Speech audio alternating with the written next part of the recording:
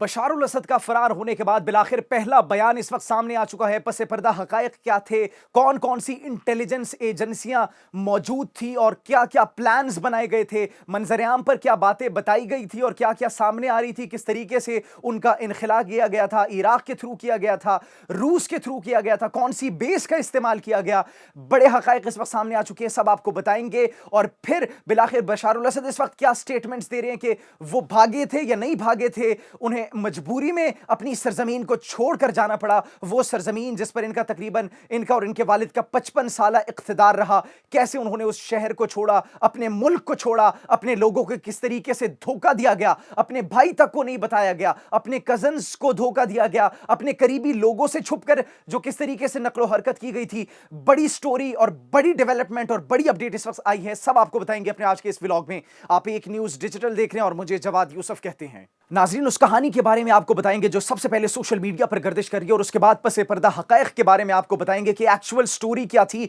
या फिर एक्चुअल तरीके से किस बशार उल असद का ये जो फोर्सेस ने, ऑपोजिशन फोर्सेस ने टेक ओवर किया है, तो किस तरीके से घेरा तंग हुआ बशार उल असद के नजदीक, खतरे की घंटी जो बज रही थी, क्या उनको पहले से इल्म था इस बात का या फिर नहीं, और किस तरीके से उनका इनखिला हुआ, ये सब आपको एक कहानी की शक्ल में बताने की कोशिश करेंगे। सबसे पहले नाज़रीन, किसी को भी ये इल्म नहीं था कि बशार उल असद कब अपने मुल्क को छोड़कर चले जाएंगे। यह कहा जा रहा था कि उनके भाइयों को इस बात का इल्म नहीं था, उनके भाई जो कि माहिर उल असद था उसको इस बात का इल्म नहीं था, उसके बाद उनके कजन्स को इस बात का इल्म नहीं था, उनके माविनीन को इस बात का इल्म नहीं था, उनके करीबी रिश्तेदारों को इस बात का इल्म नहीं था, उनके मैनेजर्स को, उनके एडवाइजर्स को इस बात का इल्म नहीं था कि किस तरीके से बशार उल असद ये मुल्क छोड़कर जाएंगे, या फिर किस तरीके से इमरजेंसी सिचुएशन में उन्होंने फैसले तब्दील की, या फिर बशार उल असद असल में मौजूद कहां पर थे उस वक्त। तो 10 से ज्यादा लोगों के बयान इस वक्त एक्स प्लेटफॉर्म पर आ चुके हैं जो कि ये कह रहे हैं कि उन्होंने धोखा दिया है। किस तरीके से धोखा दिया? अब ये कहा जा रहा है कि वो मॉस्को के लिए रवाना हुए रूसी फिजाई अड्डे से, जो कि खमीमी एयरबेस जिसको कहा जा रहा है, जहां पर रूसी एयरफोर्स पहले से मौजूद थी, लेकिन ये बताया नहीं गया था, मंजर-ए-आम पर ये बात नहीं आई थी। माहिर उल असद जो कि उनका भाई था, उनको ये बताया नहीं गया था, उनसे ये बात छुपाई गई, उन्होंने अपने भाई से ये बात छुपाई और वो भाग गए मॉस्को। और कहा जाता है कि मॉस्को में पहले से ही उनकी फैमिली वहां पर वेट कर रही थी, और इतनी इमरजेंसी की सूरत में वहां पर भागे थे कि उन्होंने अपना जाती इस्तेमाल का अशिया जो है वो कोई भी नहीं उठाई, उन्होंने अपना खाना छोड़ दिया, सब कुछ छोड़ दिया। माहिर उल असद को नहीं बताया गया, फिर मजबूरन उन्होंने पहले वो इराक का रास्ता इख्तियार किया, पहले इराक भागे और फिर इराक से वो मॉस्को रूस चले गए। इसके बाद उन्होंने अपने 2 कज़न जो उनके करीबी कज़न्स थे उनको भी ये बात नहीं बताई। उनके 2 करीबी कज़न्स को जब पता चला कि वो ये मुल्क छोड़कर जा चुके हैं, दमिश्क छोड़कर जा चुके हैं, तो उन्होंने लबनान जाने का फैसला किया। लबनान अब जा रहे थे तो रस्ते में बागी फोर्सेज, वो ऑपोजिशन फोर्सेज जिन्होंने शाम के ऊपर टेक ओवर कर लिया था, वो धात लगाए बैठे हुए थे और उन्होंने फायरिंग कर दी, जिसके नतीजे में एक उनका कजन जो है वो मौके पर हलाक हो गया और दूसरा जख्मी हो गया। अब लेकिन इस मामले की जो तहकीकात हैं वो नहीं की गई इस तरीके से प्रॉपर, और वाज़े तौर पर इसको बयान नहीं किया गया, लेकिन ये मुख्तलिफ रिपोर्ट्स और मुख्तलिफ ज़राए और मुबस्सरीन की जानिब से ये कहा जा रहा है कि इस तरीके से हुआ था। वो लबनान जा रहे थे, उनके 2 कजन्स, कौन कौन, क्या क्या नाम था उनका, इहाद और अयाद। इहाद को गोली लगी और वो मौके पर हलाक हो गए, जबकि अयाद वो जख्मी थे, अब नहीं पता कि वो कहां पर मौजूद है। और ये सब हुआ था कब? जब दमिश्क में हमला हो चुका था और दमिश्क के ऊपर टेक ओवर किया जा रहा था और ये डिक्लेयर किया जा रहा था कि बशार उल असद इस वक्त मुल्क छोड़कर भाग चुके हैं। उसके बाद अगर बात की जाए उनके लीगल एडवाइजर की, उन्होंने उनको ये बताया कि मैं घर की तरफ आ रहा हूं, मैंने एक तकरीर करनी है, मेरे लिए तकरीर लिखी जाए, या उन्होंने लिखवानी थी, ये कहा जा रहा है। और उसके बाद एक और स्टेटमेंट भी ये सामने आई, ऑफिस मैनेजर को भी ये कहा गया कि मैं घर जा रहा हूं। उसके बाद 7 दिसंबर को ये मीटिंग की जाती है, मीटिंग में ये बयानात सामने आते हैं। मीटिंग ये एक दिन पहले की बात है नाज़रीन, 7 दिसंबर को जब मीटिंग होती है तो तमाम अपने सिक्योरिटी के लोग, अपने एहलकार, फौजी एहलकार, बड़े उसमें ओहदेदारान शामिल थे, तो उनके साथ मीटिंग की जाती है और उन्हें यह कहा जाता है कि हमें रूसी मदद आ रही है, हमें रूस की जानिब से, ईरान की जानिब से मदद आ रही है, आप खुलकर मुकाबला करें, आप लड़े। अब नाज़रीन, सोचने की बात यह है कि वो देखे अपनी फोर्सेस से ज्यादा डिपेंड कर रहे थे रूसी मदद पर, अपनी फोर्सेस से ज्यादा डिपेंड कर रहे थे ईरानी मदद पर। और फिर उसके बाद अगले दिन ही जब दमिश्क पर हमला हो जाता है तो वो फिर अपने लीगल मीडिया एडवाइजर को ये कह रहे हैं, अपने मैनेजर को ये कह रहे हैं कि मैं घर जा रहा हूं, मैंने तकरीर करनी है। लेकिन वो घर जाने के बजाय सीधा हबीबी एयरपोर्ट वहां पर रवाना होते हैं, जहां पर यह कहा जाता है कि यह सब कुछ प्यूटन के कहने पर हुआ। اس کے بارے میں اگر سوچا جائے تو یہاں پر ہمیں دو نقطے اہم جو سمجھنے کی ضرورت ہے. ایک سب سے پہلے تو بشار الاسد اپنوں پر بھی یقین نہیں کرتے تھے, اس وجہ سے انہوں نے ڈائیورجن کے لیے کہ یار اگر میرے اپنوں میں سے بھی اگر کوئی غدار ثابت ہوا یا پھر اگر کسی نے مخبری کر دی تو میں اپنی جان سے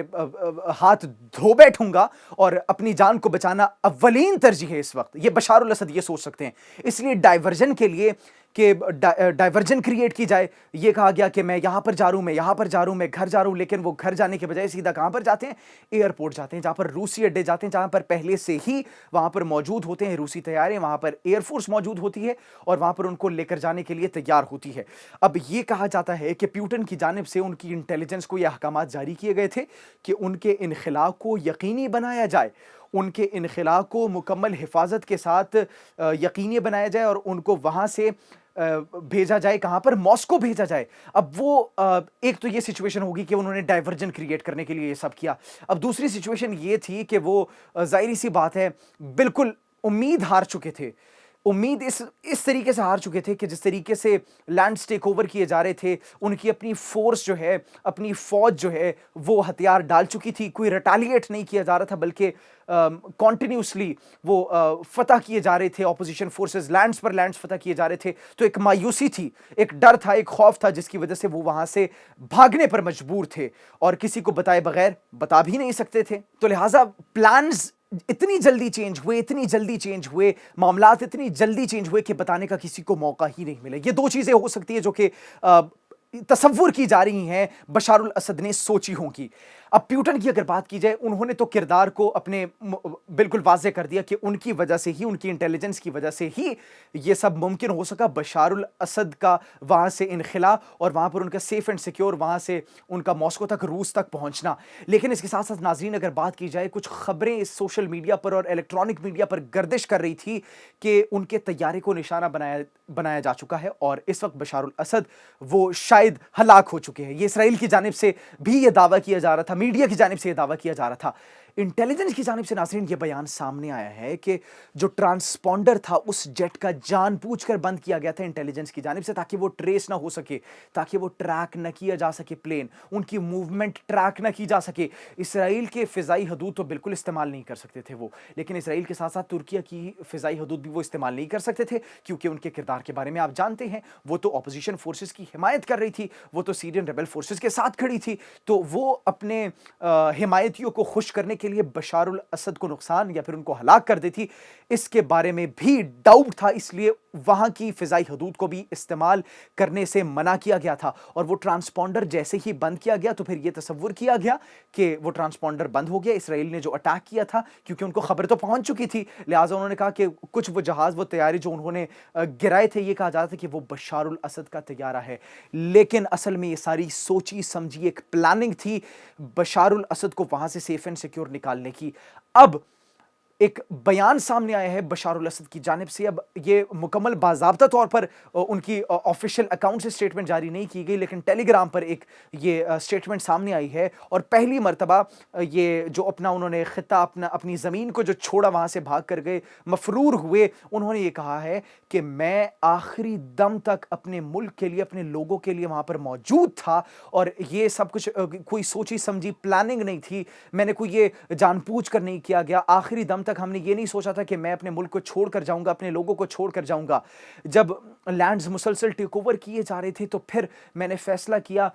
کہ میں جا کر ملٹری آپریشنز جو ہیں ان کے جائزے کے لیے لتاکیہ پر جاؤں. اب وہ جب لتاکیہ گئے تو پھر انہوں نے جب دیکھا کہ کس طریقے سے یہ لینڈز وغیرہ ٹیک اوور کیے جا رہے ہیں, تو پھر شاید انہوں نے اپنا پلان چینج کر لیا, لیکن فی الحال وہ یہ کہہ رہے ہیں کہ وہ صرف ملٹری اسٹریٹجی اور پلاننگ اور آپریشنز اور کمانڈ کے لیے وہاں پر گئے تھے اپنے گھر کو چھوڑ کر. اور اس کے بعد ناظرین یہ بھی کہا جا رہا ہے کہ جب تک میں وہاں پر پہنچا تو پھر میں نے یہ دیکھا کہ میرا کردار وہاں پر معنی خیز ثابت نہیں ہو سکتا تھا, کیونکہ لینڈز کو آلریڈی ٹیک اوور کیا جا سکتا تھا. تو لہٰذا جب میں ایک معنی خیز کردار ادا نہیں کر سکتا تھا تو پھر میری وہاں پر موجودگی بے معنی تھی. اس وجہ سے ماسکو کے کہنے پر, روس کے کہنے پر میں نے فیصلہ کیا کہ یہاں سے جایا جائے, اپنے ملک کو چھوڑا جائے. انہوں نے بات آخر میں بھی ناظرین خود پر نہیں لی, خود پر بات نہیں لی کہ میں خود چھوڑ کر گیا, بلکہ انہوں نے کہا کہ میں روس کے کہنے پر اپنے ملک کو, اپنی سرزمین کو چھوڑ کر گیا. تو یہ ساری پلاننگ تھی, یہ ساری وہ سٹوری تھی, کنٹروورسی تھی جو کہ سوشل میڈیا پر, الیکٹرانک میڈیا پر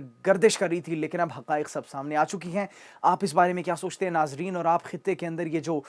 مڈل ایسٹ کا کانفلکٹ ایک نئے فیز میں داخل ہو چکا ہے, اس بارے میں اپنی رائے سے کمنٹ سیکشن میں ضرور آگاہ کیجیے گا کہ آپ کیا سوچتے ہیں. اپنا بہت خیال رکھیے. اللہ نگہبان.